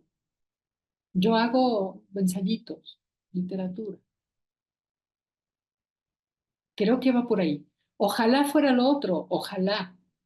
Yo no lo veo tanto. Y creo que la reacción en los dos casos es muy interesante verla. La reacción en los dos casos de quienes las estaban entrevistando. En el caso de Simone de Beauvoir son dos entrevistadoras que quedan perplejas. Y en el caso de Hannah Arendt es este señor Gauss que también queda perplejo.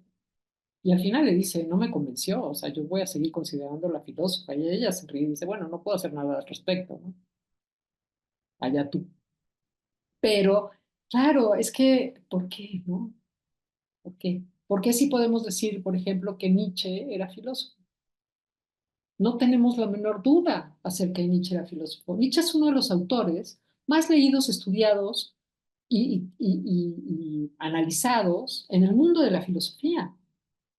Pero Nietzsche era un filólogo, jamás estudió filosofía. Ah, pero Rosario Castellanos, no. Rosario Castellanos no era filósofo. Porque ella se dedicaba a la literatura, no mezcles. Vaya, ahí hay sesgo. Entonces, de nuevo, creo que lo interesante acá es identificar este tipo de cosas, ¿no? Identificar estas conductas cuando el sesgo lo tenemos tan interiorizado que ya ni lo reconocemos, por ejemplo, ¿no? Yo sé que a mí me pasa, clarísimamente. Pero hay muchas cosas en las que quizás lo estoy haciendo y ni cuenta me doy, porque está tan interiorizado, ¿no? Conmigo misma no lo hago, seguramente lo hago muchas veces. Creer que no merezco, creer que no merezco exponer, decir, que voy a ser juzgada, que voy a ser criticada, que voy a ser castigada por mi osadía, ¿no? Entonces, bueno, eso, identificar todo esto, ¿por qué? Pues para desactivarlo, ¿no? Desactivarlo y que las jóvenes estudiantes tengan este miedo, caray, que no lo tengan, que se atrevan y que no las castiguemos por atreverse, porque es un hecho que digo, esto está estudiado en el mundo entero, lo que pasa es que en México pues estamos retrasaditos, ¿no? De esto. Pero en el mundo entero está estudiado por qué las mujeres no permanecen en la filosofía. Y una de las razones es precisamente porque cada vez que hablan en clase, las castigamos por hablar. Mientras que a los hombres, ay, qué bien que habló. Y a las mujeres no, se les castiga por hablar, por intervenir. Entonces, bueno, de nuevo, ¿no? Son herramientas para poder identificar y desarticular este tipo de comportamientos. Y bueno, insistir mucho en que nuestro análisis del contenido filosófico, sobre todo en estas filósofas, como Rosario Castellanos, debe ser hecho con herramientas filosóficas y debe estar enmarcado en la filosofía, ¿no? Para que no tampoco nos vayamos para otro lado. Está bien, qué bueno que seamos interdisciplinarias, o sea, eso enriquece muchísimo la filosofía. Y yo creo que la filosofía analítica, por eso en el mundo entero, se está volcando ya más y más a la epistemología social, porque claro, eso enriquece, o sea, si te quedas en tu mismo circulito, pues llega un momento en que te empiezas a comer a ti misma, ¿no? O sea, ya no puedes avanzar, ya no puedes crecer. La, la, la, el cruce de disciplinas es sumamente enriquecedor, ¿no? Pero también es enriquecedor apropiarse de la filosofía como mujeres. Pues muchísimas gracias, Fanny, y pues agradecemos a todos su presencia y su entusiasmo. Quedaron muchas, digamos, preguntas, intervenciones en el tintero, pero bueno, pues los invitamos a todos para que chequen la página de la Red Latinoamericana de Estudios sobre Filósofas en la Historia. Si no son miembros, pues inscríbanse para que también estén en la lista de distribución de las noticias y de las actividades que se están realizando y que se van a continuar realizando. Y por supuesto, pues ojalá podamos seguir contando con la participación de Fanny y de todos ustedes para escuchar y socializar sus trabajos y continuar con este diálogo tan provechoso y tan agradable en fin, tan enriquecedor. Pues muchísimas gracias a todos. Gracias, Gracias, mil gracias por la oportunidad. gracias, Fanny, gracias. Gracias, Cuídense gracias a mucho. todos.